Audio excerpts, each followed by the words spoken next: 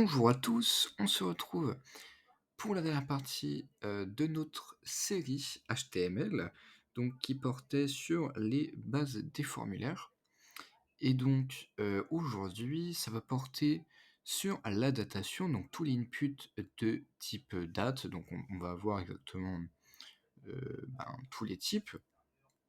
Et donc la catégorie divers, donc on va retrouver donc les types que je ne pouvais pas ranger avec les autres catégories, mais qu'il me semblait quand même assez important, en tout cas pour les bases des formulaires.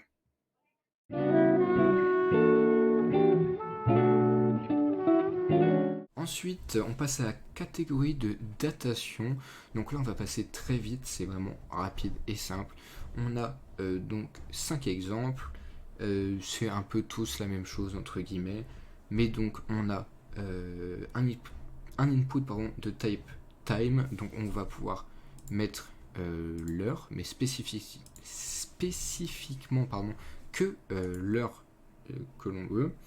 Un input de type month où là on va pouvoir juste mettre le mois et l'année, du coup vous vous doutez bien l'année où on est, donc là 2024 pour le coup.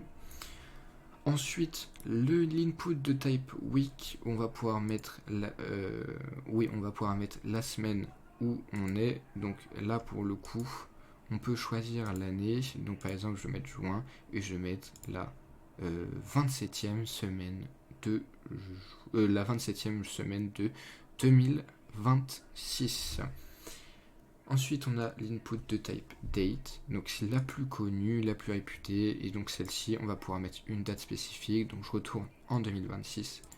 Par exemple, je vais en mars le 25, et là du coup on a mis le 25 mars 2026. Et pour finir, l'input de type date time-local, et donc là, on va pouvoir mettre encore une fois une date, donc je vais mettre 25 mars 2026 et l'heure est donc par exemple 23h24. Voilà.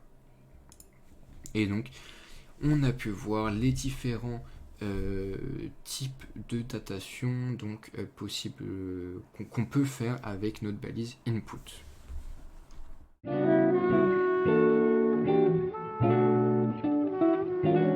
Et donc pour finir ce tuto, on va voir les divers, ceux que je ne pouvais pas ranger, on va dire, avec les autres, même si le tout dernier que je vous présentais pouvait se ranger avec les boutons, je vais le mettre en dernier. Donc il sera avec la catégorie des divers types d'input. Donc le premier, c'est l'input de type color. Et donc ça va nous permettre de choisir une couleur, donc avec RGB. Voilà, on peut changer. Maintenant, moi je connais que RGB, donc vu que c'est que RGB, mais ça va nous permettre de choisir une couleur et de pouvoir modifier certaines choses. Maintenant, moi j'ai jamais utilisé pour modifier, donc je vous montre que l'input comme ça en général, voilà, l'input en général. Enfin, de type color. Ensuite, on a l'input de type file qui veut dire fichier en français. Et donc, ça va nous permettre de choisir un fichier. Donc là, je suis sur Opera, donc ça m'affiche ça, mais sur les autres navigateurs, ça va aller dans votre navigateur de fichiers. Vous pourrez choisir. Et donc, là, je peux choisir par exemple une image. Et voilà, ça va m'afficher ici le point PNG. Et donc, voilà, c'est pour choisir un fichier tout simplement. C'est aussi simple que ça.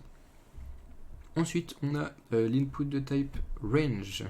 Donc c'est un contrôleur. On va pouvoir mettre un minimum et un maximum. Pour le coup, voilà, on peut voir, j'ai mis un minimum de 0 et un maximum de 10. Et donc là, on peut le voir, c'est à 0, 1, 2, 3, 4, 5, 6, 7, 8, 9, 10.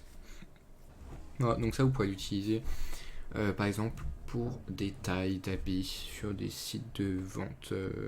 Mais voilà, vous pouvez laisser comme vous voulez, c'est un contrôleur et donc c'est un input de type range. Et enfin pour finir, le dernier bouton, le bouton final, l'input de type submit qui va nous permettre d'envoyer notre formulaire. Et donc voilà, c'est pour ça que j'ai choisi en dernier. On va pouvoir compléter notre formulaire rapidement